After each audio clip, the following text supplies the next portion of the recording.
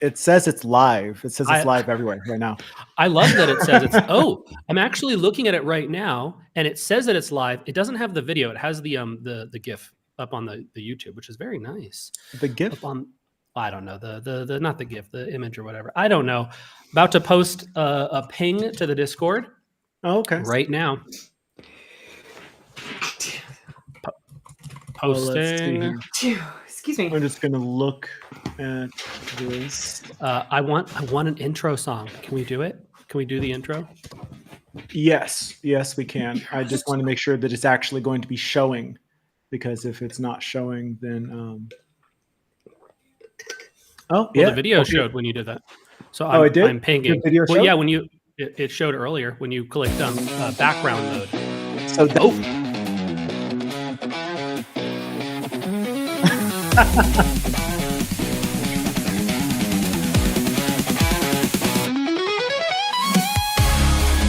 I'm just gonna go ahead and cut that because I don't have it. That was edited. Awesome.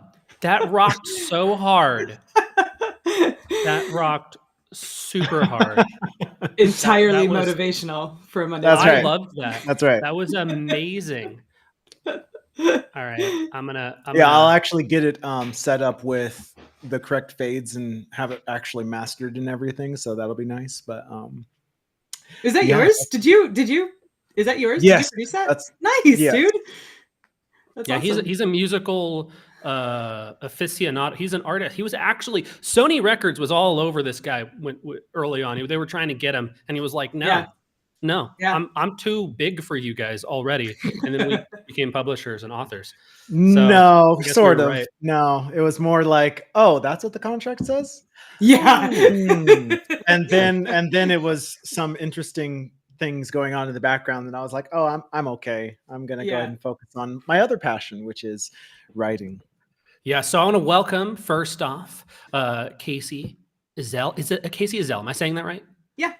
Okay. Kacey Ezell, the famous, the incredible, the extraordinary Kacey Ezell, and of course we have. Too hard, bro. Of course we have Novel Sage, Phoebe Woby, not Fobby Wobby, but Phoebe Woby. I'm on here too.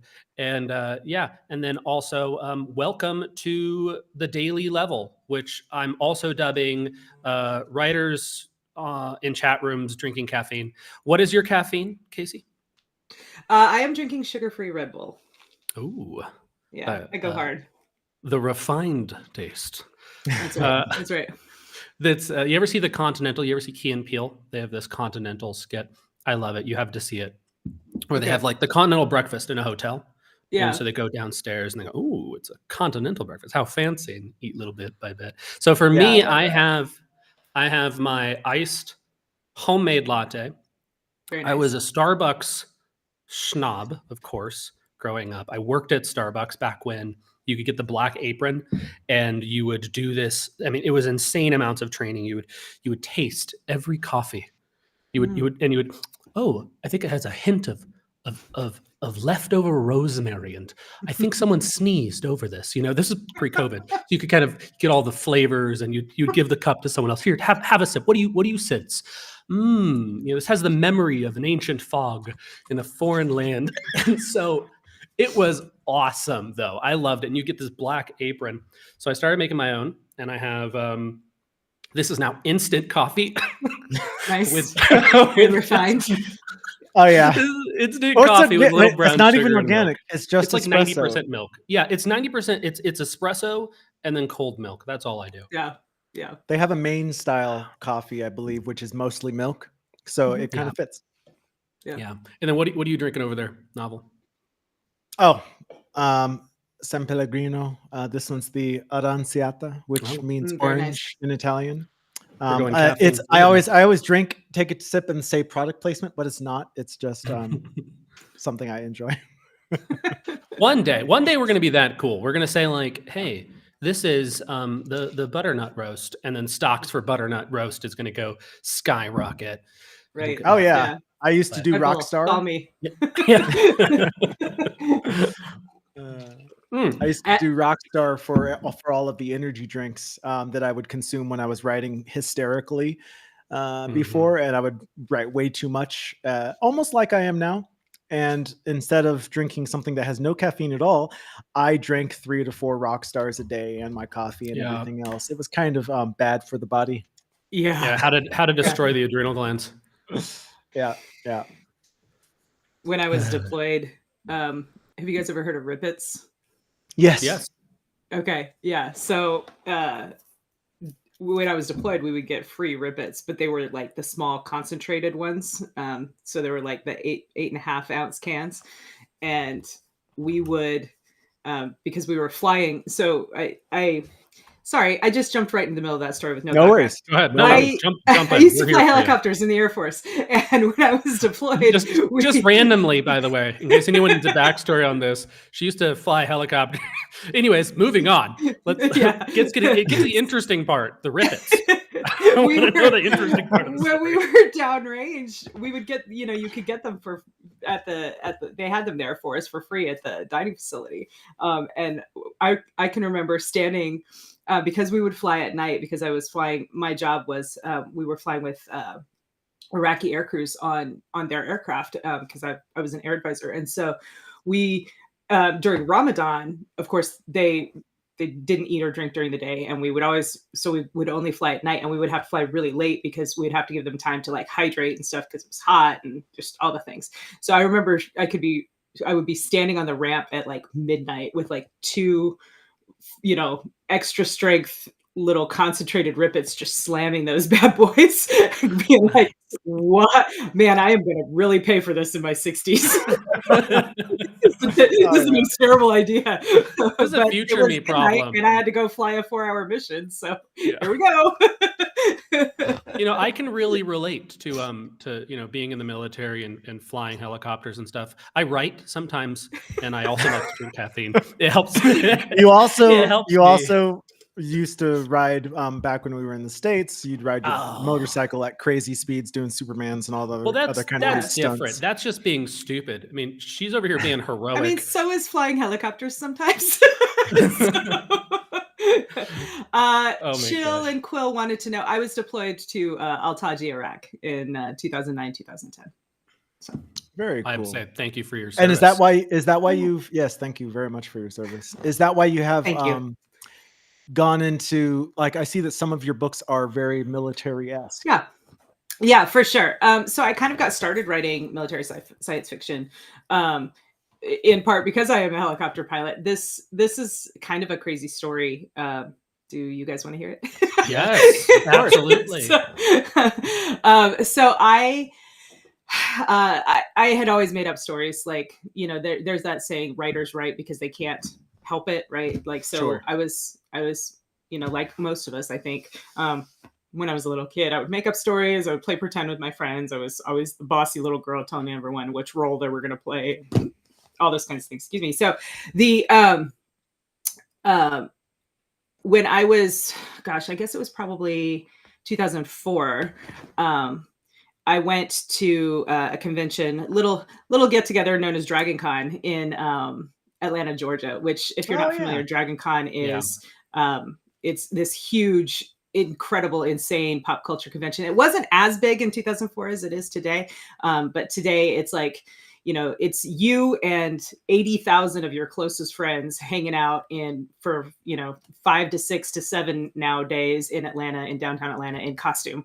And so it's a great time. Lot over the years. It truly has.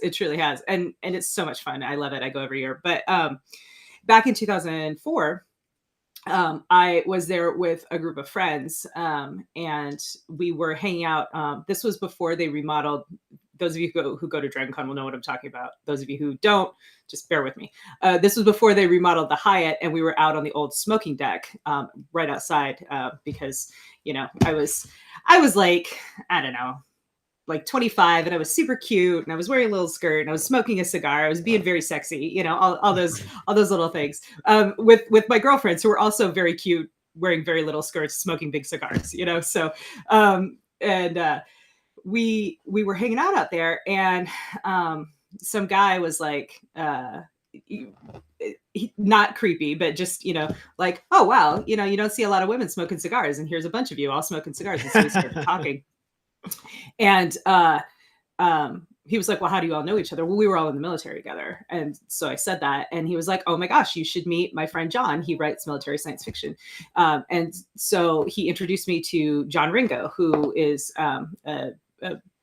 he very well known in military science fiction circles. He wrote the Pawsleen Saga and Black Tide Rising, which isn't technically military sci-fi, but just a bunch of books.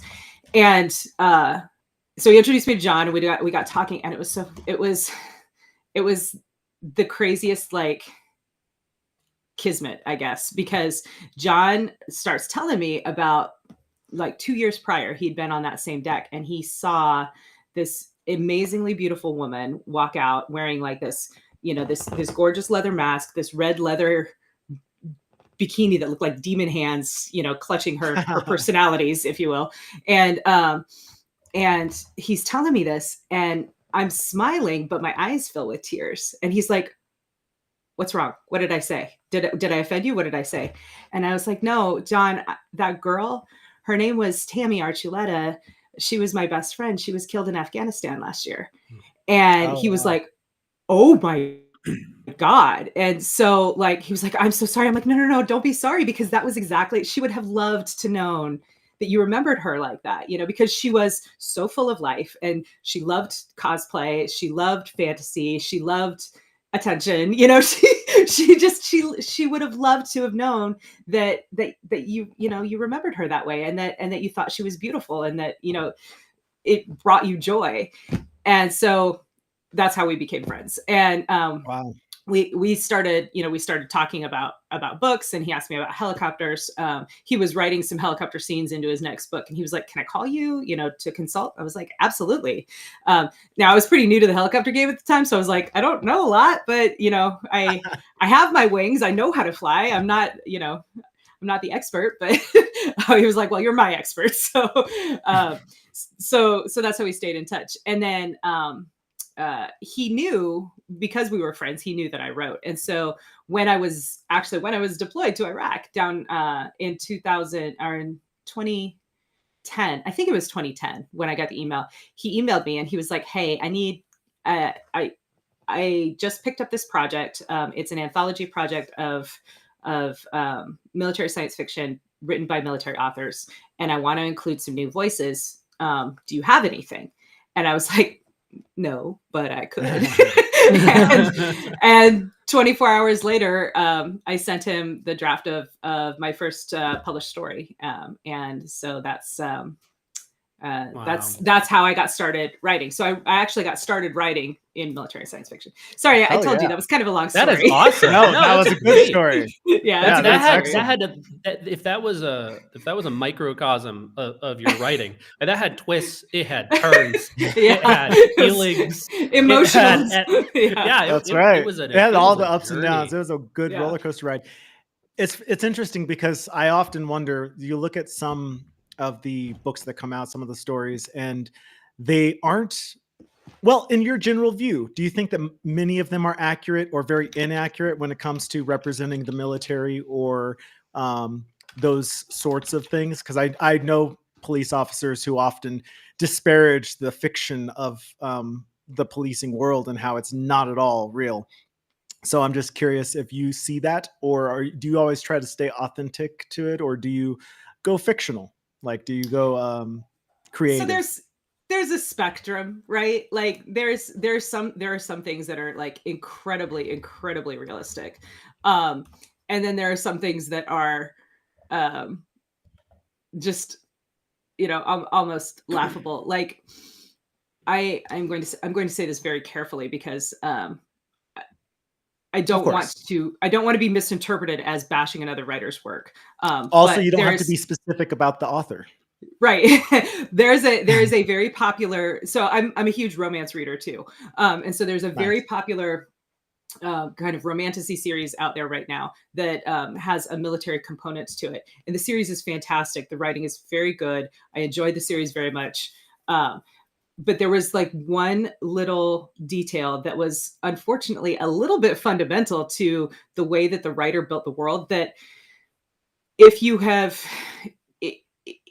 actually served in the military, you understand that would not work, and it kind of makes all of the relationships that are built on that one piece kind of it threw me out of the story a little bit. Yeah, right. Otherwise, it breaks the suspension of disbelief a little bit because just a little bit. Yeah, but like, that's only because you're in the know.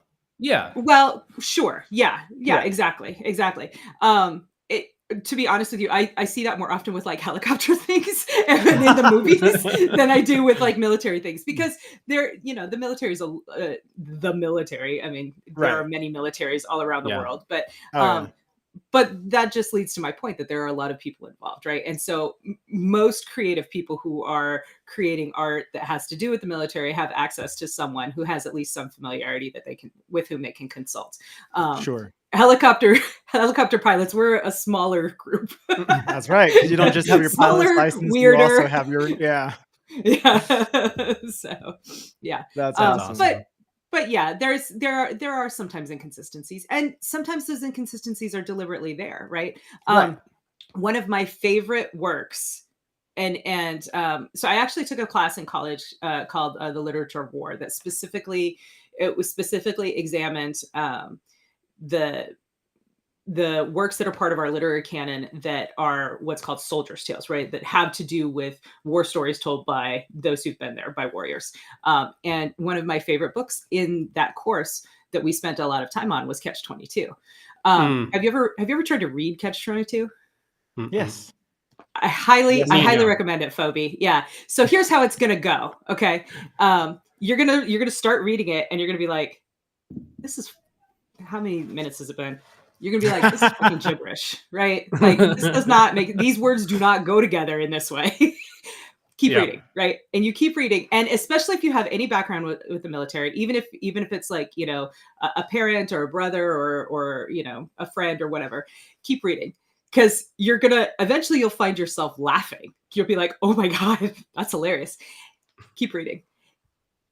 The more familiar you are with the military, the more this third thing is going to hit you. By the end of the book, you will be crying, not because it's still gibberish. It's fantastical. It's supposed to be over the top, and it's so fucking true. The absurdism of it is absolutely true, right? And so that's now on my list. 100%. I will read that before anything else. It's just remember what I said. Just keep reading to the end. I have to say, it isn't that it is the end. It's just by the time you put the whole thing together, and you're just like, holy shit, what a shit show. That's amazing. Like I feel like there's a movie, The Art of Self-Defense. The Art of Self-Defense. Neo is probably going to go there in like 3 seconds. I knew you were going to bring that up. So I mean, for me, it's a very similar journey, because as you watch this movie, The Art of Self-Defense, you're like, these guys are ridiculous. This is slapstick, weird drama, absolutely fake. But if you've grown up in martial arts, we taught. For if you've taught classes, or if you've been around them enough. Yeah, we did a lot of like training on that. We did a lot of teaching other people. We had our own academy, our own dojos. We went through everything: the divide, the drama, the my school versus your school. And then you watch this and you're like, okay, this is funny, but this is a documentary. It's not satire. No, this is exact truth. This is how it is. It's like true satire, right? Like, exactly. This is my school. I challenge you, and it's like this whole wild, ridiculous thing. I love seeing things in life that are stranger than fiction, and then fictionalized, and then because I think that fiction gives us a chance to step back from anything. You can observe something or experience something from a kind of safe point of view, where you get to look at it and not actually have the danger of it. And I think that's very therapeutic just for anyone to experience, especially if you can relate to the topic that you're in. Absolutely. And especially if today's reality is stranger than fiction. There's so many weird things that have happened in such a short period of time over the past couple of decades. I have a question, though. You look extremely familiar. Have we met? Have you been to 20 books to 50K or anything like that? Yeah. Okay, that's probably where we've met. I went to 20 Books in 2022 because I had just got back from Japan. Yeah. 2022. Was that when I went there too? That is when you were there. Yes. We must have done it. I may have done like, an interview with you. Yeah, because we never ended up getting any of the stuff up online because I went to the hospital and nearly died. So yeah. That happened. Did we meet on vendor day, right? Was that it? Yes. Yes, and then we that's right, because I was vlogging. Yes, you were vlogging. Oh, how funny. I totally remember. So this is one of those things, right? Like if you tried to write that into a story that and then people would be like, that's so unrealistic. Yeah. That's crazy. So you know that 20 Books is is kind of one of our core kernels, like one of the close things to our heart when it comes to, which is now Author Nation. But when it comes to the philosophy that it's not really 20 books equals 50K. It's not this number is going to be that, but it's more that it is predictable. You can be an author as a career. Yeah, you're going to figure out the number. You're going to go, okay, if I produce 5 books and they're each doing X, then I can make X, and then I need to do 30 books or 5 more or whatever it is. And it's just like, you grow up. For me, it was being an artist was like, some people make it. Most people don't, and it was just almost this impossible dream that you keep reaching for. And then you realize it's actually just math. There is a business behind this. And as long as you can continue to improve and work on your craft, you're going to get to the point where your books are good enough to sell. And then it's going to get better and you're going to sell more. And then our publishing house, which it's so funny. It's like our publishing house sounds so fancy. Our nerd group that came together, who just so happens to have been in this world or around this world, or I was in franchising before, helping people open up businesses and all that kind of stuff. And all of us came together and just said, well, if that's true for us, then couldn't there be a publishing house that does the same thing, that takes on an author, and we go, let's go through the whole process together. Let's really map it out. What's your goal? What can we do to help you get there? Okay, good. Let's do it. Yeah, absolutely. And I fully agree. And the thing about it is, and this is the other, I also I love the whole 20 Books philosophy, but the problem that I always saw with it was exactly what you're saying, is that people, when you first get started, you could look at it and be like, okay, so I have to write 20 books. Shit. All right. Well, let me no, it isn't the number. That number, that it's individual to each, to each individual artist, each individual writer, right? It is a numbers game, but the numbers are personalized. They're strategy is personalized, right? One of the things that I will happily talk for an hour about, so get your interrupting voices ready, is, I have taken a very different path than a lot of people, and a different path than sort of the prescribed best practices within this business. The reason, and I've done so intentionally for my own personal reasons, because of my own personal situation. I don't stick to one genre. I am genre fluid. I have written in military science fiction. I've written space opera. I've written alternate history. Now I'm writing in lit RPG. I do those things because I want to, and because my strategy that I have what I have sat down and decided that is going to be best for me, for my family, for my financial situation.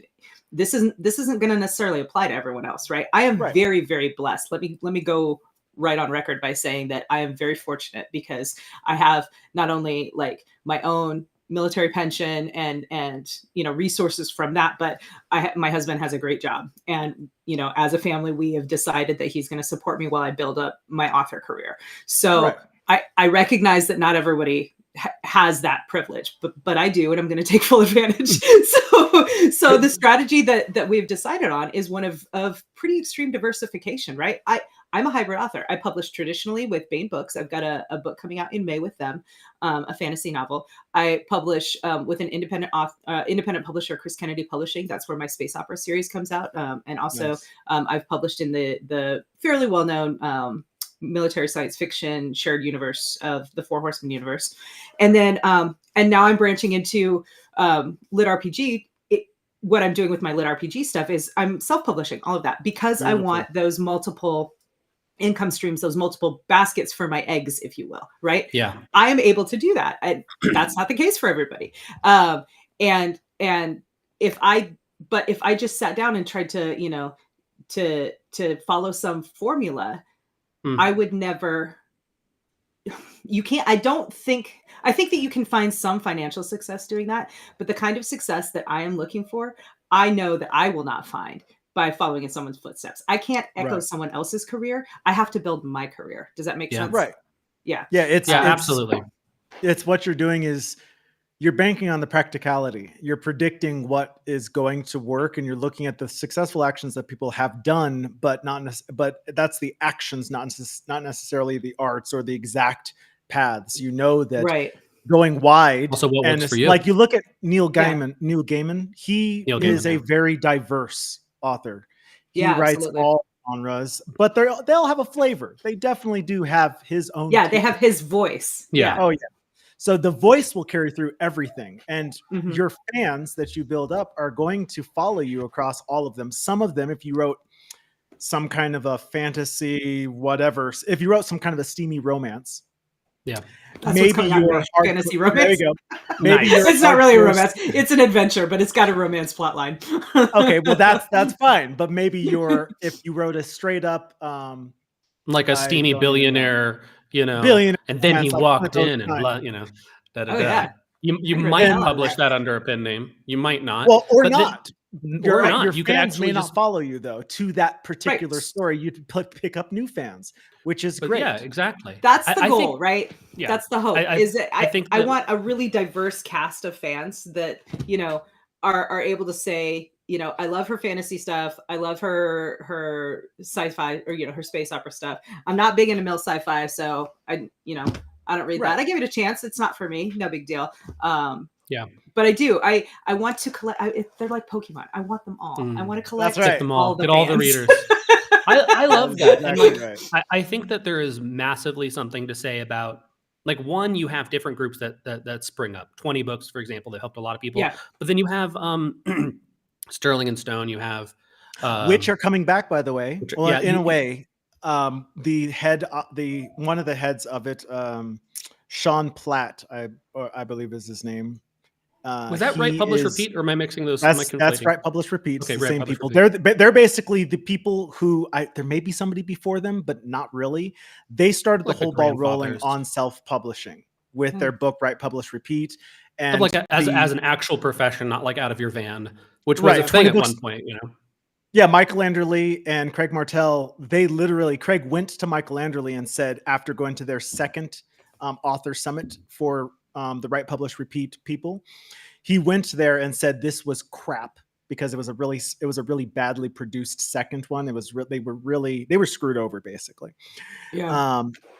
As a convention, their venue changed their booking. Everything was wrong. But the fans, the people who went there, the authors, they had a wonderful time. It was just really cramped and awful. Craig went to Michael and said, "We can do this better," and then created 20 books to 50K. So but they created this whole thing, and Sean is back, which is very cool. So Sean's back, and like the thing that I kind of mean by it is that, like, you'll have these different groups, and they all have something going for them. They all have the desire to help other authors or help each other or launch people. But I think that there is a kind of a universal truth, which is that, this is just for me, which is that it's like a diet. You know, you can't say this is the diet. This is how you do it. It's 20 books or it's only this. None of that is actually fully true. What's true is that individuals have individual needs, and that these tools or this type of eating might be good for this person, or that type of writing might be good for that person. But there are so many factors in their life, what they like to write, how they write as an author, how they work, what their life situation is, their finance situation. There's so many things that go into it. Some people can pick a genre, go and research that author, sit down with 5 of them and take notes and do those readers, sit down and take notes from them, learn what they like, and then write exactly that. Yeah. That's its own thing. And some people can only like we all function differently. And I think that if you just take the positive part of all these different groups, it's that they are a place to connect and to learn. But no, you can't have prescriptivism. Yeah. For sure. I fully agree. There's no one true way to make your money. No. Just make but your money. there are some things that I've noticed, right? So this is a fun thing, and you can tell me if you find this to be true too. I've been like kind of on a kick of repeating this. So for anyone watching or listening, if you've already heard it, I'm sorry, but it's my show too, so I can say whatever I want. But I noticed that for me, that failure in the industry of being a writer is actually way more top heavy than I ever thought. That it's actually that most of the landmines in this industry of like where writers will go off and stop are earlier on, usually. Obviously, you have some people who stop much later on, but you have, they never wrote the book in the first place.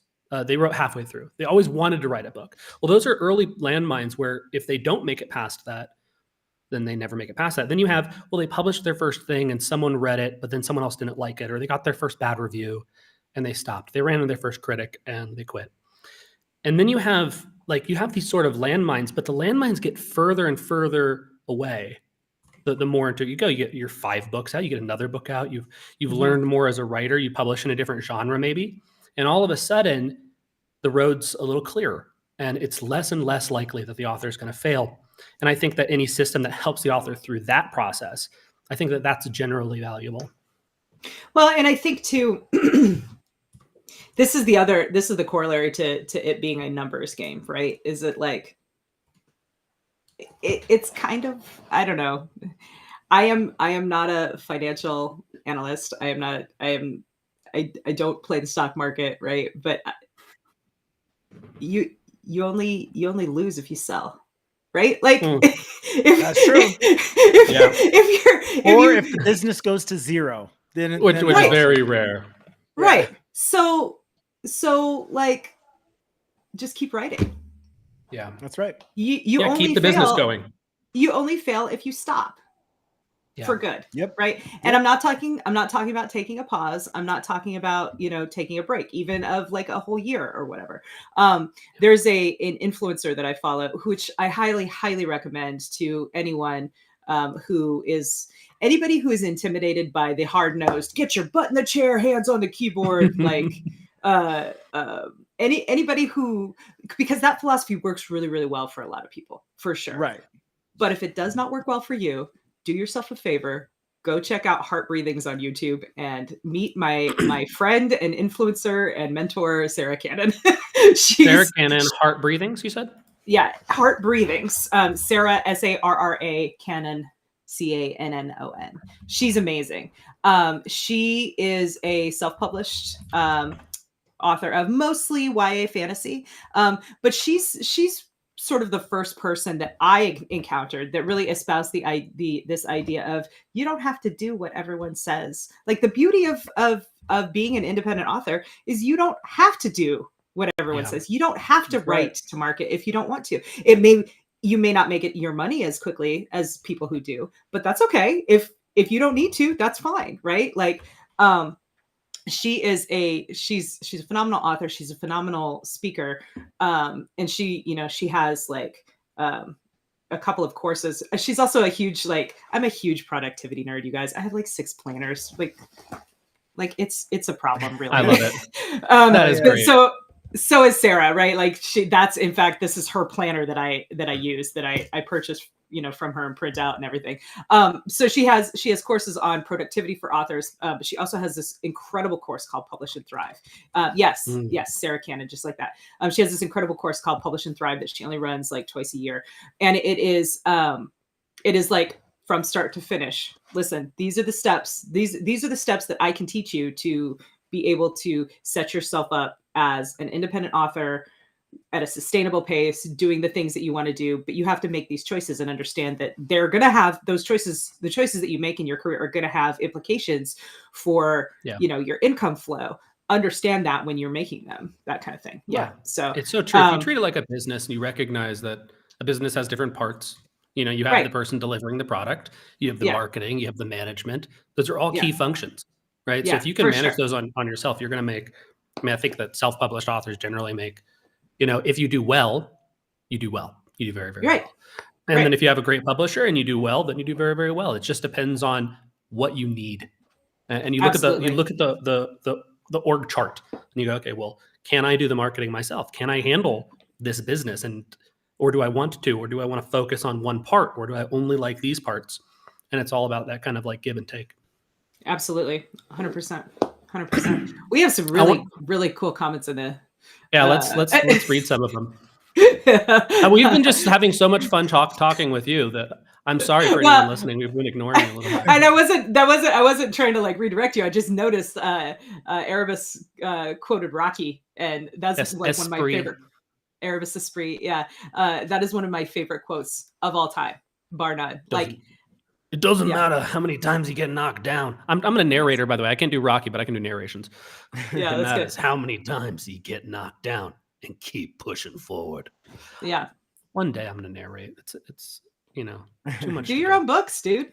I should. I have Podium doing one, which I'm excited about. Yeah, that is exciting.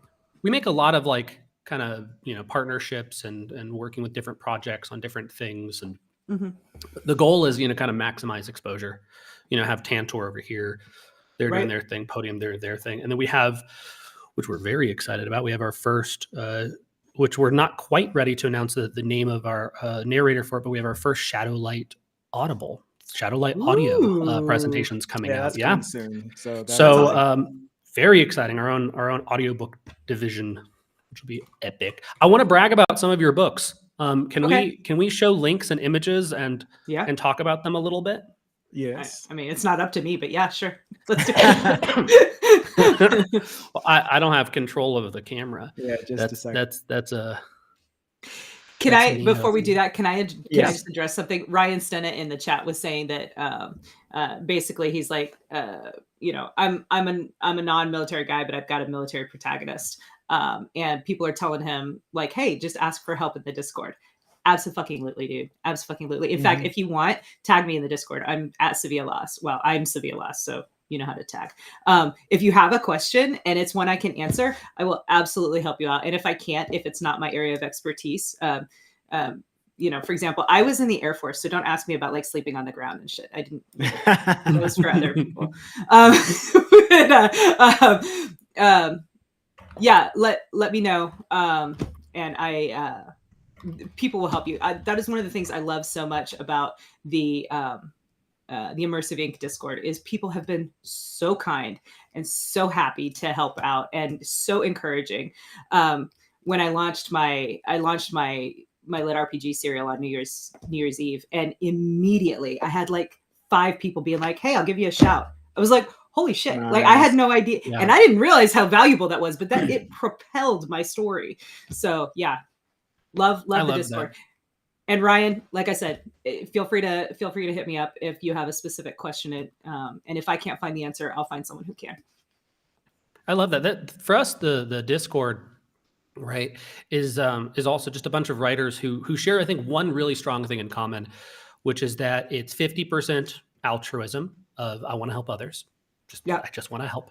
And it's 50% I would really like to make it as an author. And it's okay to do both. It's it's good to do both. You can be altruistic and want to survive and thrive at the same time. And so we're all just kind of there doing that. It's like our own, our own little convention. We one day hope to have, of course, a convention That'd be cool. where everyone can come and everyone can just be like, okay, how can I boost your book?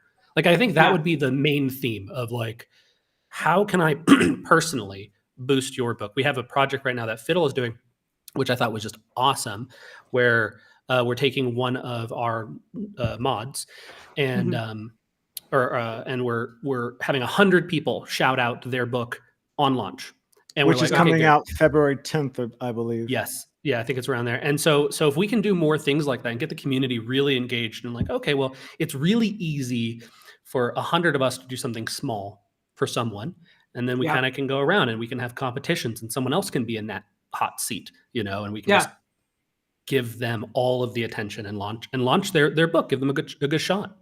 It's all about leverage. Yeah. Well, and it's really a manifestation of that. I know this was the theme at 20 books, and it's our theme too. We stole it. Well, and my publisher, Chris Kennedy Publishing, has been using it since 2017, but Nice. it's an old saying for a reason, right? A rising tide really does lift all boats. And the trick to that is that we're not the boats, guys. We're the water. Our books are the boats. Yes. Exactly. So pour into the community. See what I did there? I love it. That's good. Pour on in. Yeah, absolutely. Put your energy into supporting those around you. Even if you're just a cheerleader, right? Like we so a lot of the audience for my Chris Kennedy Publishing books kind of hang out on Facebook, right? Like that's the social media hub for that section of the audience. So one of the things that we authors within that publishing house try to do for one another is share each other's posts, right? When someone posts, "Hey, I've got a new book," we'll share it, we'll comment on it, we'll repost it. It's free. It doesn't take that long. And it's a small thing that you can do, but just like with the project with, just like the shout launch, 100 shout launch thing, small things that add up in a big way, right? The sum is greater. Well, no, the whole is greater than the sum of the parts. It's true. That's right. It's true. I If think you build that it, they will come. Yeah, I've worked in other industries like in the franchise world, right? I mean, when I talk about franchise, I'm talking about like McDonald's. I'm talking about spreading, not actually McDonald's. I've never worked with them, but like spreading different businesses around. Someone wants to open up a Jerry's Pizza place, and all that. And in a lot of industries, there's this like dog eat dog. Oh. It's a doggy dog world. Cannibalistic. Doggy dog world. It's a doggy dog world, and there's this like it's my client. I'm gonna be a shark. Gotta get them. And Headhunting mentality, everything. And what I love, and a part of the pivot to this as being like, this has always been the dream for me. This has always been what I've wanted to do. And it was like, well, what if I could just be in a space where that wasn't the case? Like, we don't actually need that. And in the writer industry, it's just not. It's not dog eat dog. It's Kevin J. Anderson bumping into at a convention and going like, yeah, of course I'd support you. Like, of course. Like it's just this, and it's from the top down. There's individuals who are, doo-doo heads and ass wipes, but most people are super kind and so ready to help. And just freely, you try not to take advantage of it too much. You try not to inconvenience them, but even then they're often like, inconvenience me. Like, come on, like, it's okay. Like, if I can't do it, like, I get requests all the time. Hey, can you read this manuscript? And honestly, at this point in my career, I can't because of how many other projects and how many other things, but I can recommend someone that can, or I can shout out, or I can do something to help you. And I always want to. Yeah. It's kind of interesting. The difference in this industry right now is like what the music industry was several decades ago. But right now, the music industry is nothing like this industry. The acting industry is nothing like this industry. It's only here in the writing world where you can truly go your own way, set your own path, follow the good business advice that people have, but know that it's advice, and then see what works for you and do it. And it's kind of amazing, the fact that you can do that. In the music industry, I think it died out about the start of this. So just over a decade ago, that was the final death knell, where they were signing. It's like you sign these insane contracts that are 365 or 360 degree universal. They own your everything, past, present, on any planet. Yeah, literally forever, for the end of your career, on every planet, in every galaxy. And they don't promote you unless you're like their golden child and everything. It's really ridiculous. And in the acting world, if you look exactly like another person, but you're just slightly different, and for some reason they think that whatever, it's like they won't pick you versus somebody else. Everything is so cutthroat. Whereas this industry, everyone seems to know, at least in the indie world, well, if they like my book, they're going to like your book. And if they like your book, they'll like that book. And so I'll network, I'll recommend, it's just amazing. It's the fundamental understanding whether or not it's a zero-sum game, right? Right. readers are not a zero-sum game. By creating more books, we create more readers. There's a synergistic relationship there, right? Yeah, that's right. And I often joke with, because like I said, I'm a big romance fan too, especially if we're creating really smutty books, we also create more readers, sort of indirectly. It's true. Oh, man. We've been kicking that rock around. I got to tell you, like some of the lit RPG dudes are up in here going, like, I mean, we're bearded men sitting and writing our books, and like, okay, and then they jumped in here and they killed the thing, and it's death, and it's all this, and we're like, maybe we should actually jump in a little bit of that romance, I mean, we're really looking at it. Like, I think that there's a spot for some dudes in this industry. I'll probably have a pen name. No one will know it's me. But the books are going to start coming out.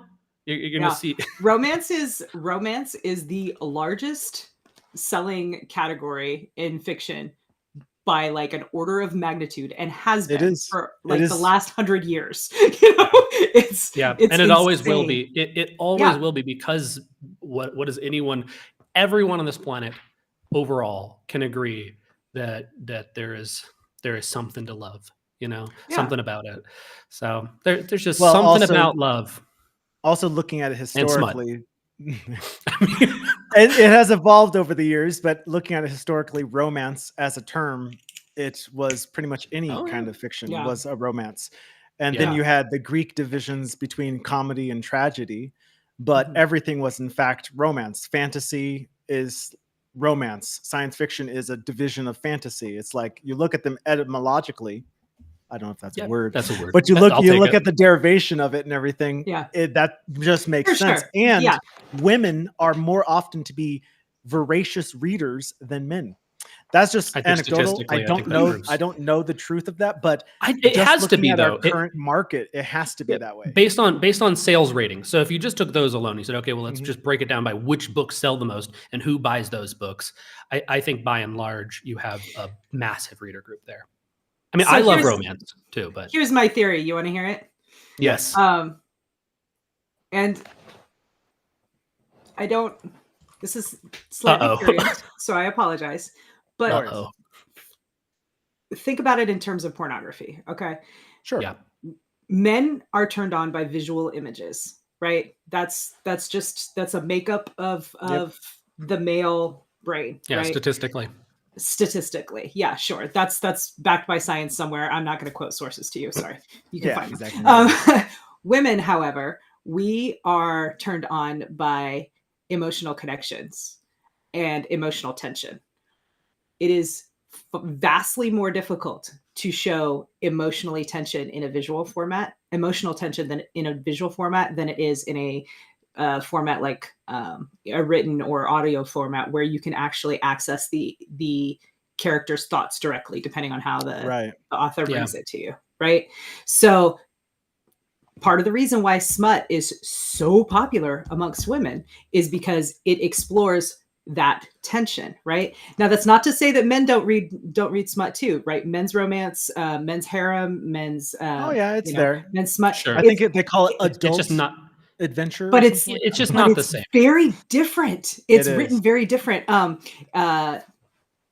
Edie Skye, aka HP Hollow, Heather Hollow, is a really good friend of mine, and she has this fantastic men's adventure series called Titan Mage, and then another one called Demon Knight. They're harem adventures, harem fantasy adventures. RPG Light is what she calls Titan Mage. So good, dude.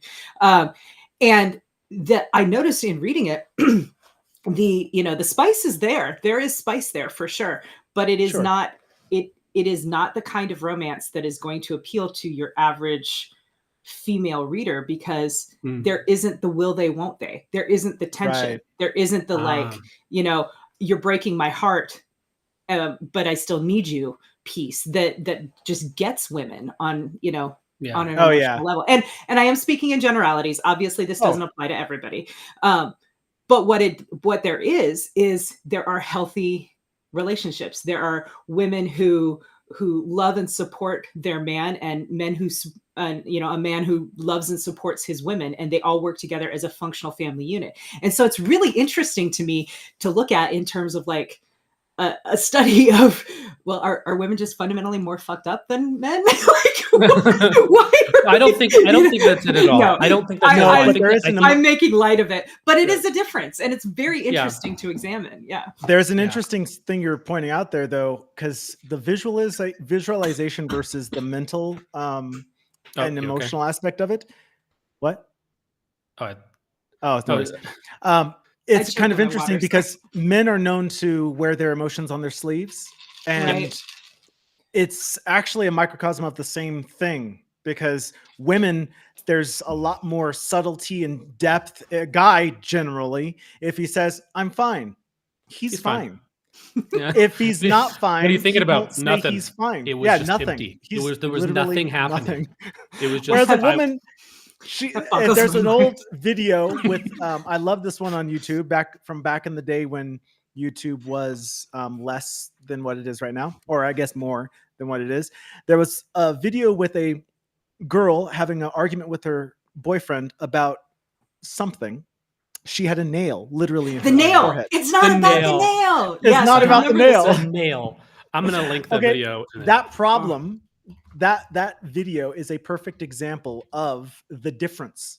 It's like, and it's not to say that every guy is this or every guy. I love Nicholas Sparks, for example, and The Notebook. I love Nicholas Sparks. People were surprised when I was in tears at the end of Titanic, and they're like, "Oh, you're a guy. I didn't think that you would feel any emotion." Guys can feel things too. I can feel things. We can feel stuff. But yeah, it's just interesting. Deeply. Yeah, exactly. I mean, that's the thing, is like, that's a deep river. I think that, like, maybe, I don't know, I'm hypothesizing here, tell me in the comments. I think that, like, what we have is not necessarily even like that one wears things deeper than the other. I think you have, like, men tend to be like, oh yeah, just like whatever, like they'll wear it all on their sleeve. I'm angry. I'm sad. And then women tend to have a little bit more of that deeper current. But then if you go even deeper, it's like an onion. Then even beneath that, the man's like deep. That single tier represents the single the universe. tier is like an ocean, internally. And I think that, like, everyone has these layers and layers and layers and layers. Yeah. Oh yeah. And there's cultural forces at work too, right? Like, totally. My husband shows emotions to me that he will show to no other human being on the planet, because I'm the only person he trusts enough to see that side of him. You know what I mean? It's a great relationship. And thank you. Yeah, my husband's awesome. He's a full badass. You want to hear a cool story about my husband? Always. Yes. Always. I mean, it's not really a cool story, but it illustrates what a badass he is. So my husband was also in the military. This was before we got married, but he was an aerial gunner on MH-53 special operations helicopters in the Air Force. Wow. And he was on a mission in Iraq, and he was on the tail. They had a 50 caliber machine gun on the tail. So that was his crew position. And they were going to do a thing, going to go get a guy, and they were on final approach, and he had just made his 1 minute out call, and he got back on his weapon, and he said all of a sudden it felt like somebody hit him in the side of the head with a baseball bat. Well, what had happened was the interpreter for the team of dudes that they had on board had, in violation of what he'd been told to do, put his magazine in his AK-47 and pulled the trigger. And the bullet entered. Actually, I have his helmet up there. I could get up and show you. But the bullet entered in the ear cup of his helmet, came through, pierced his eyeball, knocked his nose to the side, bounced off his septum, and went out the front. Wow. Oh, wow. And Easy, that's my husband's, it's his nickname, Easy. He was like, oh shit. So he's like, I'm hit. And the crew's like, what? He's like, I'm hit. And so they, went around and started flying back to the cache, the medical facility. Yeah. And he's conscious like the whole time, right? Oh, wow. The team's there, they're rendering him aid. That dude walked off the helicopter and got onto the ambulance. And he said the last thing that he remembers is making a joke to the paramedic before they plugged him, as they're plugging him in, and then he woke up in Germany. So what a badass. He's badass. What a casual Tuesday. I mean, Kacey, come on with these stories, man. Just come on. Yeah. I only have a couple, but they're good. Hey, that is excellent. It's funny in the chat and also what we've been talking about, the differences. Men, yeah, me too. like, yeah, it's kind of funny, the emotional depth and everything. Like, I'm gonna get into a little brief bit of history on myself before I point at something, but I was in a relationship. It was a long relationship. We broke up, and this was one of my earlier relationships. And then I was upset for like a day. I kid you not. It was a dramatic time, but it's a 24-hour period, and it was over. Like, and then I was okay, and I was like devastated. Like, I compacted all of my grief into one 24-hour period, and then it was done. And everybody's like, "Wow, you're okay." I'm like, "Yep, I'm okay," because I analyzed it. I was like, I processed it. I literally was all good. Different relationship later. I was in a relationship with this girl for almost a month, almost 30 days. We broke up, and I was devastated for months. I'm like, what is the difference here? What was the connection was different. Something about it was different. All of that being said, emotion. We do experience emotion, us guys. But there's an episode of Pokemon. I love it. Not a segue. That's a segue. It's called The Fork in the Road. This is all very relevant, by the way. If you're with us, this is so just stay with us because this is important. This we will talk about my books, I promise. Yeah, we will get to her book. This is our catharsis podcast, by the way. We only come on here to talk to you and feel better. That's right. This is season 18, episode 14 of Pokemon. It's called A Fork in the Road, A Parting of the Ways. Jessie and Wobbuffet get separated from the group and, Team Rocket, and they then get rescued by this Dr. White, and he has a Pokemon, Wobbuffet, and she decides or contemplates giving up her entire purpose in life that had been to be in Team Rocket, the villainous crew, for this love and for this whole thing. And then she has this make or break moment, and James and Meowth are like, I don't want to interrupt her. We found her. They were going to rescue her, but she's so happy. And James is like, I've never seen her happy before. Like, not like this. Happy and living in a good life and found love. Yeah. And it was this whole like emotional point where they're watching them from the bushes going, what should we do? And then it's like, James walks away and it's like, we should let her live her life. And she's found happiness and let her go with this. And it's like, oh my God. And they both walk away, and then they get in trouble. And then Jessie has to make this decision. Do I stay with my love, or do I now go rescue my lifelong friend, James and Meowth, from this evil person? And if there's this whole like inner turmoil that's displayed in this one episode, I kid you not, it was the best freaking thing I'd seen in television in a long time. And I was like, this is freaking Pokemon. What the hell is this? I was not signing up for this. Yeah. How dare they? Well, it wasn't like Bridge to Terabithia. No. Oh my God, Bridge to Terabithia. Okay. Men love good fiction that really grabs you and sends you on a ride. Whether it's emotional, it's impactful, it's a Die Hard style, or Mad Max, Fury Road, adrenaline rush, or whatever. That's what men really go for. I've seen women who go for that too. But what do you think the difference is, the spectrum there, when it comes to women who, like, you write military fiction? Are you writing for men or writing for women? Or do you weave in those elements that are going to appeal to both audiences? Like, how do you actually think about that stuff when you're writing? Or do you just kind of go, I'm just going to write and see what happens? So at the core of my being, I am a selfish creature. I write for myself first. I write the stories I want to read. And most of my fan base is men right now. Because and I think a lot of that is because, like you said, like we all said, I got started writing military science fiction, branched into alternate history, branching into fantasy. The first book that I think that I have published that is going to appeal more to women than to men is probably the one that's coming out in May. And that's going to be a big moment in my career to see if I can, if that book is a success or not. I really hope it is, because I love it. It's one of my favorites that I've ever written. And I have plans for at least 3 more. So, but again, going back to my strategy, the great thing is that if it is not a success with Bane and Bane decides not to continue the series, I will ask for the rights back, and then I'll do it on my own, you know. But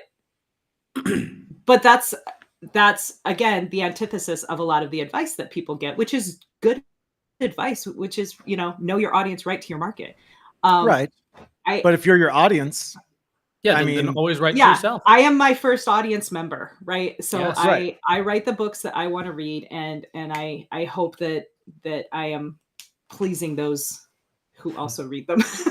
I love it because underneath all of the cultural stuff and underneath whatever, I mean, we're all just people looking for fantasy and looking for something, an adventure to have.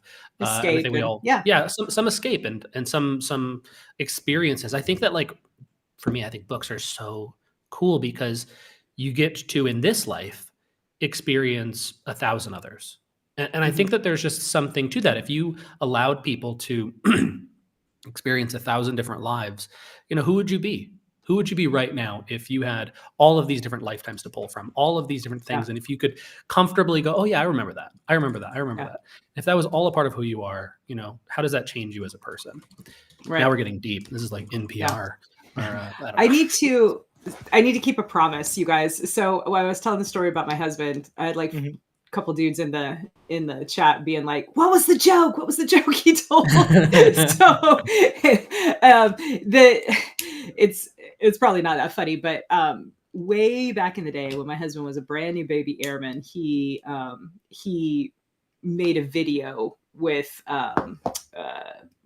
for the Air Force. It was like an Air Force PR propaganda sort of video about and it was the video, had him saying, standing in front of the helicopter saying the cheesiest line ever, that it is not original. He was told to say this, but he said, we're special operations aerial gunners, and we, and this is our office, or no, and I think it's the best job in the world or something. And then it cuts to all this like badass like footage of, coming in and doing gun runs on the range and pop, pop, pop, pop, or 50 cal. So it's like, all that kind of stuff.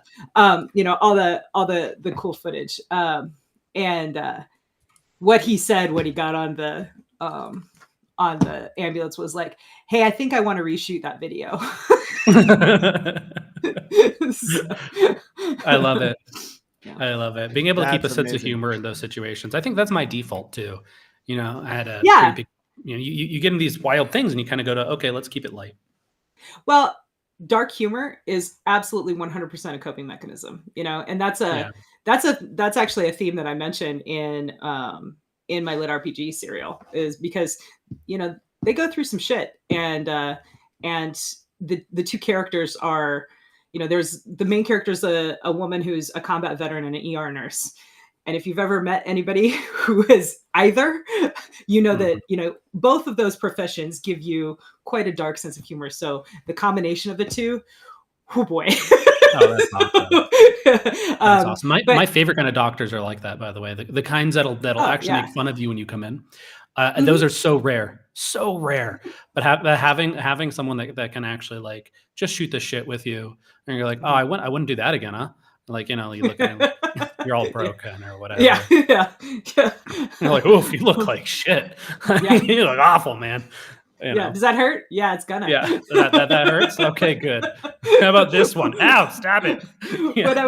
When I was stationed in Japan, one of my neighbors, really good dude, he was a PA, an orthopedic PA, and the first time that I ever met him was at. It was like this official function where they brought all the new officers to the officers club. We all had to introduce ourselves, and we had to say something interesting about ourselves. And his was, hey, my name's Bill. I'm an orthopedic PA, and I really like breaking hips. Like, I just like the sound of it. And I was like, oh my God, you're psycho. He's a really good dude. Yeah. Lee Monroe in the chat says, I work in corrections, gotta have darker. Yeah, man, it's a coping mechanism, right? It's how you keep your sanity when all the crazy shit's going on around you. Yeah. Yep. Oh my gosh. Jonathan, who's also Fiddle, said he wrote the first Avatar Last Airbender fan fiction. That's amazing. That's cool. We have such a wild and diverse group. I really love it. We're all so different, and we're all so aligned at least to one thing. Yeah. Have you ever ridden motorcycle? Do you ride?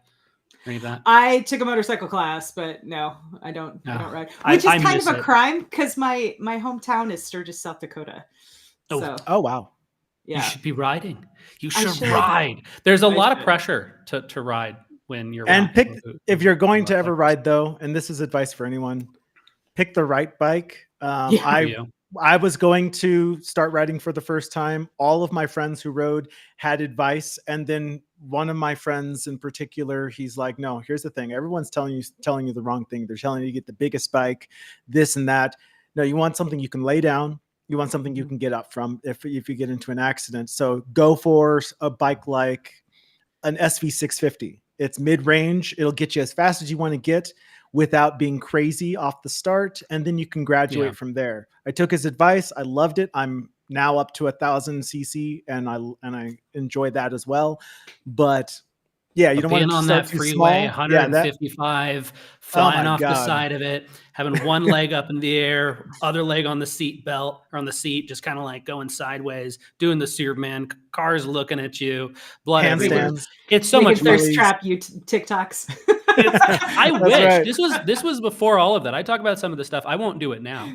I won't do it now. I got a little baby on the way. I don't know. I still congrats! live. I'll Thank totally you. put the baby on my back or on my front and ride. He also Hell so yes. for anyone who doesn't know, this is my brother. We have the same mother, different father, right? Yeah, so we're totally actually related. biological brothers. We grew up together.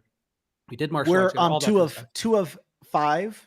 Our Two of older five sister boys, passed away. boys, but we're bunch two of of five. boys, and he is having a kid right now. Congrats. And so A month earlier. Yeah, we're both a month that's so apart awesome. on our babies. So I have 2 children and I am done. Thank you so much. Congrats. Oh, very nice. well, congratulations. Thank you for your service. I don't know what's the appropriate thing to say. I don't know. What do you say to that? Thank you for your service. By the way, just as a quick Hmm. segue, I think that July should be Mother's Month. And like I want to really push it as a like international holiday, as a Mother Appreciation Month, because they only get one day. That doesn't That's make ridiculous. any sense. Same thing with Father's Day. It doesn't make any sense. It's like, no, they should get an entire month. That's just my own personal, because moms are awesome and dads are awesome. Father's Day is always overlooked. No one cares about Father's Day. Awesome moms are awesome. Awesome dads are awesome. Yes, that is this a good is point. true. This is fact. You gotta be an awesome parent to be an awesome parent. I wanted to, before we dive into your books, I did want to. Yeah, we're gonna get there eventually, though. Because you said something. You said something about your about writing for yourself, which is great. Yeah. The selfishness, I completely agree. This is the advice I give to every writer I work with. Now, I just did some number crunching. It looks like, and this is, I'm going to lowball it.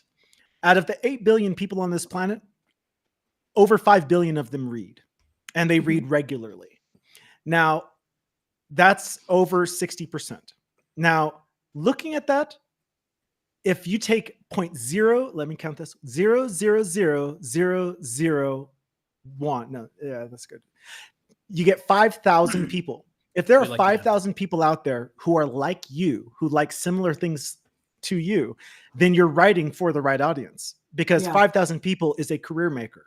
5,000 people means if you regularly release, you're making as much money as you need to make. And if you get more of a share of the market and you turn into a J.K. Rowling or a Martin or a whatever, well, then obviously you're going to make more. But that's maybe 5, as much as you people. Need to make. I need to make a lot more. I don't know. I need to make billions. But that's kind of amazing. It's like that is a sheer amazing. Numbers game. It's like write for yourself, write something that you truly enjoy. If I'm not liking what I wrote, I removed something from Royal Road because I didn't like it. I was like, no, this isn't. That's just not digging it. I need to rework the entire thing. So I removed it. I'm like, great. And I feel better for that. And anyway, that's just, it's just good math for you guys. It is actually a numbers game.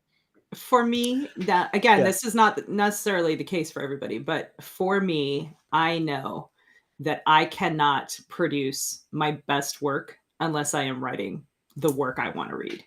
Yeah. Right. Very exactly. Real. Very real to me too. My favorite things that I've ever written. Well, okay. So I wrote a series called Terra Mythica, which is a very Academy Harry Potter I really did not want to write Harry Potter, by the way. I was not one of the people sitting there going like, I want to write the next great Harry Potter. I was not thinking that. It was not a goal that I really wanted to do. But I also sat down and went, well, I want to write something, and it just kind of happened that way. So it was like a Harry Narnia. Wow, if you mix Harry Potter with anything, it gets really weird. So it was Sounds like an unfortunate medical condition. That's an issue that you have if you have a little bit too much milk when you're young. You get a Harry Narnia. So wow. I love having you on. This is amazing. We got to do this again. So. But then it became, this kind of thing. And I kept like, okay, on every rewrite, I was like, how do I make it less Harry Potter, while still I kind of aiming it at an audience where I wasn't going to get into sex or anything like that in this one. But then I started writing another series, which I've now rewritten twice, 5 times. I don't know, whatever. It's called Mostly Dead, AKA Ghost in the Gears, AKA Death, Dames, and Demons. And I actually think that you would really dig this one because it's that noir 1950s. Yeah. But it's urban fantasy. I've now rewritten it as a lit RPG because I was like, let's do that. Where it's this urban fantasy with a little bit of cyberpunk. A little bit of, this 1950s and then parallel universe where basically around Edison's time, they also found, and Tesla, they also found that instead of really harnessing electricity, they were cracking open doors to the demon plane. And they were starting to harness demonic energies. And so there was a huge kind of techno boost because you have the energies and technology from this other world and whatever. Yeah. But this, for me, it's slower to write, but I love it. I just love it. I love every minute of it. I love the in all the towns and all the worlds, she had to walk into my, I love all of that. And I think because it connects with me so much, I don't care if it's like a huge success. I want it to be, but readers will get a really good feeling of what it is that I love. And I think that I'll develop a sort of cult following for the people who are like me because I get so passionate about that stuff. And I think there's certain things that certain people get very extra about. Mm-hmm. And when you write for yourself, I think you kind of can unlock those things that you're going to connect on like a super duper fan level with certain people, and they'll follow you to everything. Yeah, for sure. I love noir. I've edited 3 noir anthologies. I love it. Nice. Yeah. Yeah, no, it's Raymond Chandler is like my ultimate exemplar when I look at prose. Like this man, have you guys read Chandler? If you haven't, no shame, but go do it. Look. Oh my God. First one is Farewell, My Lovely. I think. Maybe it's The Big Sleep, but I think Farewell, My Lovely is the first one. That's right. Yeah. This man writes sentences like this one. She was a blonde to make a bishop kick through a stained glass window. I love it. Love it. That's the good stuff. That is what, it's just, that's what gets me. Like, that's my smut. Well, actually, all of it looks like it's actually the second one in the Philip Marlowe series. It might be. Oh, by the way, The Big Sleep might be the first one. I always get them mixed up because I've read them both. They're amazing. It's The Big Sleep. Chandler mentioned Ryan said it. I've got to tell you, unfortunately, every podcast I go on, I usually mention Raymond Chandler and Sarah Cannon. So, nice. Check.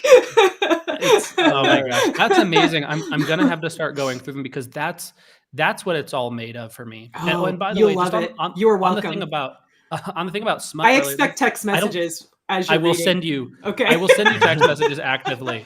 I think it's less even about. Kind of back to the point earlier about like smut or this or that or the other thing. I think it's not even as much the smutty part. It's about that emotional connection. Yeah. And just what you were saying earlier is that give and take and whatever. Mm-hmm. And for me, noir hits that. It just does. I don't know why, but it's like that's where I was born. That's where I belong. Yeah. Is in this time period where things were hard and the streets were cold and the nights will kick your teeth in, but it was always worth it. It was all, so it's just this beautiful time. There's a Chandler quote. And again, I can't remember if it's in the Big Sleep or Farewell, My Lovely, because I always get the first 2 books like confused with each other because I read them both so quickly. You know what I mean? Sure. It's almost like they're one book. But there's this great passage where he's like, you know, and I'm paraphrasing because it's been a while, but it's like he was like, yeah, I needed a vacation, I needed a yacht, I needed $1 million. What he said, I had a coat, a gun, and a hat. I put them on and went out to do my job or something like that. It's like like I felt that in my soul, dude. Like, Yeah. I too need a vacation and $1 million and a yacht. Yeah. But all I have is this coat, so I better go do my work, you know. That's lovely. I love it. Are we going to talk about her books now? Do we get to? Is that acceptable? Oh, yeah. An hour and 15 in. Exactly. Welcome to the podcast. Sorry, guys. I want to get that music Oh no, again. this is what we love. This is No, why this is what we doing do. this. You know, we aspire to kind of hang out with people and have the readers get to know you. I got to say, I like your page. Yeah, you have a Thank really you. cool page. It's Thank it's you. very easy to navigate and it's very clean, which is nice. There's, you know, you could go over the top with some of the slide ins and transitions and all the kind of stuff that it's like, but no, this is actually really excellent. And I liked the fact that the Join the Dragon's Horde kind of just popped up right there. It was unobtrusive and yet it was also right in my face. It's really good. I would love Website to take review. the opportunity to shout out my website designer, Mod Farm Designs. It's a guy by the name of Rob McClellan. He's a great dude, very responsive. They specifically do author and publisher websites specifically. Nice. Yeah, that's them. Their whole thing is, we know your books are your brand. We're going to help you sell your books. They're fantastic. They're incredibly affordable. Anybody out there looking for an affordable, solid website solution, highly recommend making the investment because they are chef's kiss good. I set up, I don't have a Patreon. I set up my entire subscription through my website with the help that's awesome. of Rob. Yeah. Very smart. Because I didn't want to give Patreon a cut. I love that. Yeah. We do the same thing. So we're absolutely the same way. We're actually on the top secret looking at, you know, having that set up for all of our authors at Shadowlight. Yeah. So that they That's all awesome. have a way of doing that where they don't have to go through Patreon. I'll be right back. Did you see how much coffee and water I've been drinking? Anyways. You can always just, you can mute your camera or whatever. Yeah. There we go. Beautiful. Well, here's your website, and it looks like this is your latest release. But does this show your up and coming as well on this site? No, no. Okay. I should maybe think about doing that. That's a good idea. No, this is that right there is 1919, the Romanov Rising. This is my alternate history series about the Russian Civil War that I am co-writing with Mill sci-fi legend Tom Kratman and another friend of mine, Justin Watson. It's very funny because the three of us together as a writing team, we actually just posted this past week a video of the three of us talking about this launch, and it's very funny. You can see a little bit about the dynamic of our working relationship there. Both of those dudes. So Tom was a career U.S. Army infantry officer, and Justin was an artillery officer and a West Point graduate who he got blown up one too many times and was medically retired. And then there's me, right? Token girl, token Air Force chick, token aviator. Diversity. Right, diversity in action. But it was we have a really good synergy, the three of us writing together, and it's I rewatched that video because I posted it, in Premiere, and then I was in the live chat, and the whole time I'm thinking, man, you can definitely see like how our working dynamic is based on how this conversation is going. So that one came out at the beginning of December, and then if you continue to scroll down a little bit, you will see. You'll see my Dragon's Horde. And then that right there is Ashes of Antacia. That is my space opera series with Chris Kennedy Publishing. Yep. So the first three books. So this is I created this to be a shared world sort of sandbox, right? So the Nice. first love 3 those. books, yes, me too. And I think space opera is so uniquely suited to it because it's, by definition, it's sweeping and huge. And good question, Erebus. I'll answer that. That's a very good question. Yeah, That's a great question, actually. Oh, you're back! Yay! Everything came out well. It did. It was just fine. Thank you for asking. Yeah. So the first 3 books in that are novels. The first one I wrote by myself. The second 2 I brought in Chris Kennedy because you guys will probably appreciate this. To tell you the truth, I needed a dad, and I needed a dad's perspective because the main relationship in the second book is that of like a father-daughter, and I've been a daughter but I've never been a father. So and then once he was in for the second book, we obviously had to write the third book together. So of course, the fourth book is an anthology of short stories exploring kind of the breadth of the universe, and then the 5th book is coming out on January 10th, and that one I co-wrote with my best friend Marisa Wolf. So Oh, that's Yeah. awesome. hell yeah! And these are great covers. Where did you get them? Sam Kennedy. He is an amazing cover artist. I did not source them myself. My publisher, Chris Kennedy, got them for me. No relation. So Sam R. Kennedy. I don't know if he has a website, but he is fantastic. Yeah. Yeah, I misspelled Kennedy, but let's see. Actually, Penguin Book covers. Yeah, you can get. He does work for Baen too. In fact, he did that Kennedy. alternate. Yeah, he did that alternate history cover as well. Oh, that's awesome. Okay. Yeah, I know. Last year I had like 5 books with Kennedy covers. It was amazing. I want to ask also how your collaboration, how your co-write process goes, because I'm actually looking at doing some of that myself soon. But it's like kind of figuring out how one thing starts and the other one ends. Right. Well, that actually ties in with this question over here. Yeah. Oh, someone asked a question. So Erebus asked, co-writing a book with 2 authors, did the drafting go faster than a novel written alone? How difficult was it to edit in altogether? So the truth is, I do a lot of co-writing, and every partnership is different. And within each partnership, every project is a little bit different. For the Romanov series, the way that it's worked out is we have, it is such a sweeping tale that we have basically broken it out by kind of by character, but a little bit by theme. So Tom's wheelhouse is writing incredible battle sequences, land battle sequences. So Tom writes the majority of those. Justin writes some. Justin's tend to be a little bit more character focused, where we follow one character throughout the battle, whereas Tom will write it kind of from a top-down view. Because I am the token aviator in the group, anything that is higher than 6 feet off the ground, Tom's like, Kacey, that's your problem.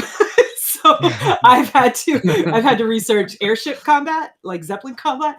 I've had to research biplane combat and World War I biplane tactics for that book. So yeah, it's been a lot of fun.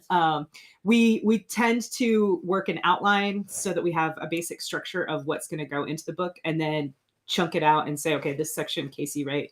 And so then Tom collects them all. He goes through and does an edit pass, and then Justin and I will go through and do the edit pass. That's the process that particular partnership that we've come up with, because that, in part because that's the way Tom's brain works. That's the way our brains work. Tom is the senior author on that project. So it's sort of like, well, if that's the way you want to do it, boss, then sure, we'll do it. When I was working with Chris Kennedy on The King's Daughter and The Conqueror's Promise for my space opera series, very different process. We also sort of broke that one up by character, which I think is the easiest way to do, in my brain anyway. It's the easiest way to do a co-write is, okay, you write this scenes from this character's point of view, and I'll write the scenes from this other character's point of view. And we, same thing, came up with an outline, broke it up by point of view, and then we just sort of put it in the same document. And then, I did an edit pass and he did an edit pass. The one that's coming out later this month, we started that. Marisa and I started it that way. But at the end of the day, we both knew both of the characters so well that we actually just kind of started writing in sequence. It was very interesting. Interesting. Yeah.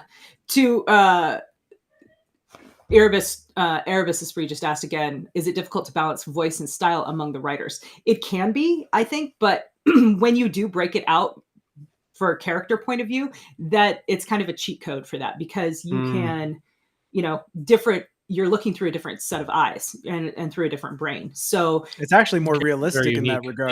Yeah. You have like a very different voice for that character. It makes it very, very different, which is immersive. Awesome. Very immersive. Yeah. Immersive ink. Yeah. Yeah. So yeah. There's my co-writer. That's awesome.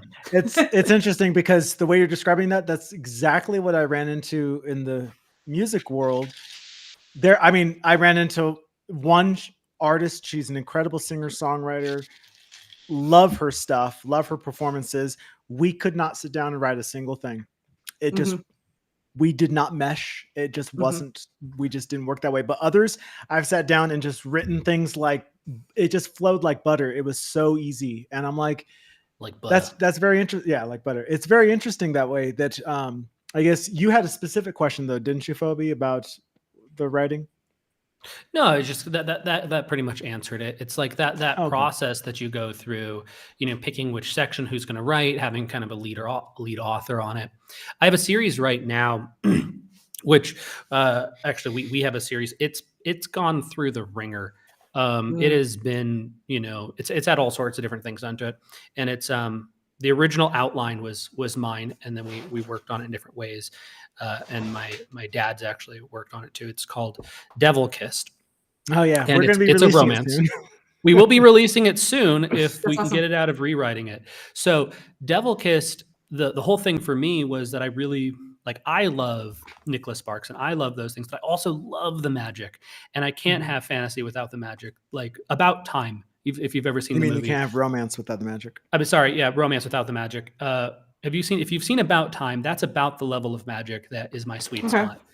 It's, magic isn't the focus, but it does enhance the love story. It's a fantastic world.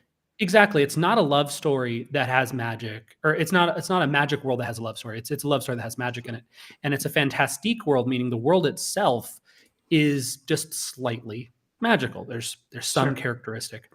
And so Devil Kissed is the whole premise is that you have a guy who made a deal with the devil. He's a writer, and he actually made a deal because he wanted to become a famous writer, and he had aspirations to write, the next great American novel or what it was. So he made this deal to become a famous author, and then all he can write is smut.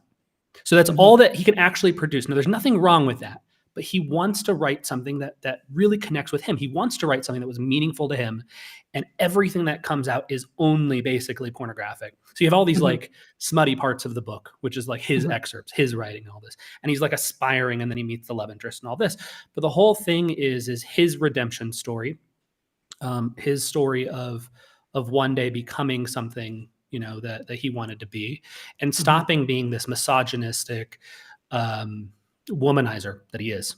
He uses women as research. It's this very kind of grody way of existing, and he doesn't want to be that way. And so you have all these different characters. But what I'm running into is I want a female part. I want her perspective. I want, so it's been a bit of a journey of okay, publish it as is, or wait until we get that female author to then co-write, and then go in and go, okay, let's add her perspective a little bit more so that it has that voice, and she can really do that. That's something that's that's the only thing that's holding it up from just publishing it right now. It's on book 3, and it's kind of I just really would love that, but we'll publish it if we don't find it. Yeah, exactly. So what are these books here? Minds of Men, The World Asunder, and Skies. So that is my first solo trilogy ever. Minds of Men this is the Psyche of War series. This is it is also kind of a fantastique world. That's an interesting way to put it. It's an alternate history where psychics have always existed, but they've always been in secret, and they're all women because I'm sexist. I love it. Hey, this would fit. There was a whole genre or a whole series of shows that came out that were focused on women empowerment in that regard. Yeah. Literal power. This is less about Yeah, this isn't so much about girl power as it is the explanation that I came up with in my head requires 2 copies of a gene that exists on the X chromosome. So, Nice. Ergo, yeah. Women. So, They have the X 19, factor. right, the X Factor. So, Minds of Men is set in 1943, and it is somewhat my love letter to military aviation history. So in 1943, 8th Air Force bombers were flying missions out of England, and they didn't have a long-range fighter escort. So they were getting their asses handed to them by the Luftwaffe. I mean, they were just getting chewed up, man. The casualties were staggering. If you ever look into it, it's brutal, right? Mm-hmm.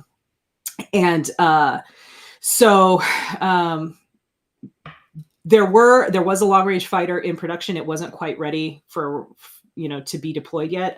So these guys were basically just hanging on, white knuckling it, until they were able to get the P-51 Mustang into service. Right. This story is set in that white knuckle time, and the explanation that I came up with is that so the way that we're back in long story. Interrupt. No worries. Love it. No, come I'm on. gonna do the pilot thing and talk with my hands.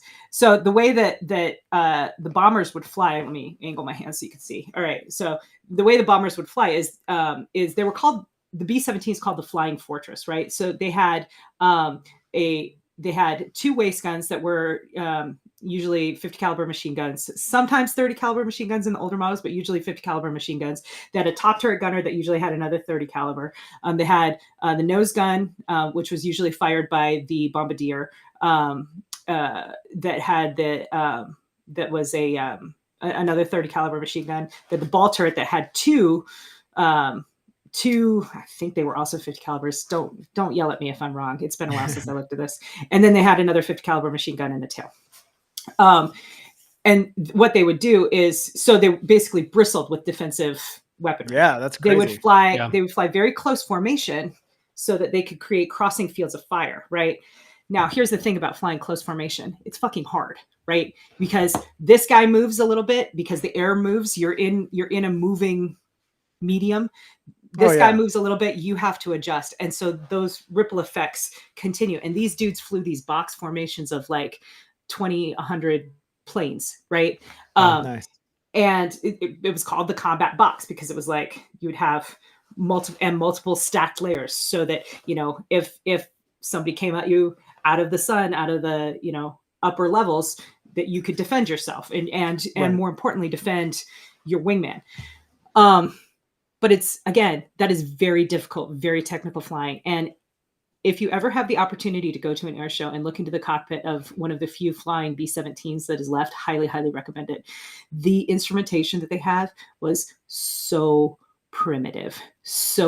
Like, I'm a career aviator, right? I've got 3,000 hours now. Granted, it's in rotary wing, not fixed wing, but I am instrument qualified. And I looked at that and my heart about stopped. I cannot imagine flying in the weather with the instrumentation that they had available to them, let alone flying in combat, right? And yet these guys did. They were so badass. Flying by the seat of your pants, if you will. That's kind of awesome. Yeah. So my thought process was the best way to keep them safe is to fly closer, tighter formation. And so my thought process was, well, okay, so they have these, if these psychic women existed, they could potentially tie the crew and potentially the other aircraft in the formation into a sort of psychic network so that they can respond faster.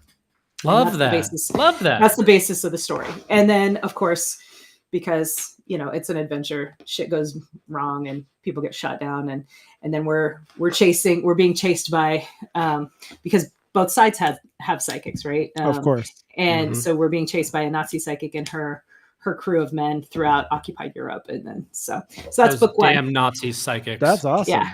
Well, and then in book 2, the main character is the antagonist of the first book. Oh, so I love that. Yeah. It was awesome. It was an interesting exercise to try and redeem that character and make her sympathetic. I'm very proud of how it came out. I think I was pretty successful. I've had people say that I was successful. But yeah, so the first book is World War II. The second book is the opening years of the Cold War, right around the time of the Berlin airlift, if you're familiar with that. When, as the foundation of the Berlin Wall, basically. And then the third book, Skies to Conquer, is set in Vietnam because I'm a Huey pilot. I had to write a story set in Vietnam. So of course, that's freaking awesome. Thanks. It's funny, the conversion of taking a villain that you love to hate or that is a good villain and then turning them into some kind of an anti-hero or redeeming them in a way that the audience can then enjoy reading about or watching them is an interesting skill. I've been yelled at for making some of my characters who were villains into someone that was actually likable by the end, because why did I do that? Now they can't hate them as much. So that's pretty good. Like, I've been told that book's been hurled across the room a couple times. Love it. Gary Oldman is a perfect villain in that regard. He plays so many different villains that you can love to hate, from the Fifth Element and so on. Or it's like, and then he's a genuine good guy, but misrepresented in the Harry Potter films, which is, he was a wonderful Sirius Black. So I definitely dig that. That's awesome. And then let's see, it says latest posts, Shadow Card Guardian.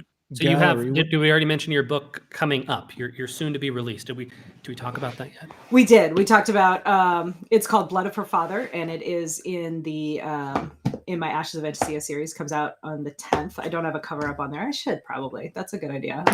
I'll talk to Rob, my website guy. And then so Shadow Card Guardian, that you saw the post there. So what those posts are is those are the chapters of my lit RPG serial that is currently on Royal Road. My paid subscribers, I have 2 tiers on my website that can access that get early access to my serial. The $5 tier gets you 10 chapters ahead of where Royal Road is, and the $10 a month tier gets you everything that I've written in that universe, which to this point is all of book 1. And as soon as I start writing book 2, the very first place that I will publish those chapters will be to that $10 tier on my website. So awesome. Oh, hell yeah, that's awesome. So how are you finding Royal Road and all that? Whoa, that was a lot of questions at the same time. Sorry. you have to answer them simultaneously. Okay. Yes. No. I am finding Royal Road. I really want to make a snarky comment about, well, I just go to the lake. How are you finding it? What's up? The sun. I am enjoying Royal Road quite a bit. I will tell you though that the audience, the readers of Royal Road, are more eagle-eyed than any copy editor I have ever worked with. Oh, I know. They're so great, man. True. Like it's like, you know that meme about the typo that makes it through like 6 rounds of copy edits, and then you have to admire its tenacity. I believe that typo has met its match in Royal Road.